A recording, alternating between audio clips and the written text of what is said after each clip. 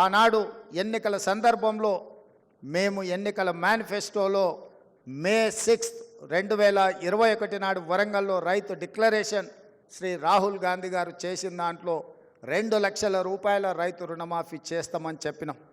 ఈరోజు గర్వంగా ఈ వేదిక మీద నుంచి చెప్పదలుచుకున్నాను, ప్రభుత్వం వచ్చిన 8 నెలల లోపే 31,000 కోట్ల రూపాయల రైతు రుణమాఫీ చేసిన ప్రభుత్వం ఈ దేశంలో ఉంది అంటే అది తెలంగాణ ప్రభుత్వం.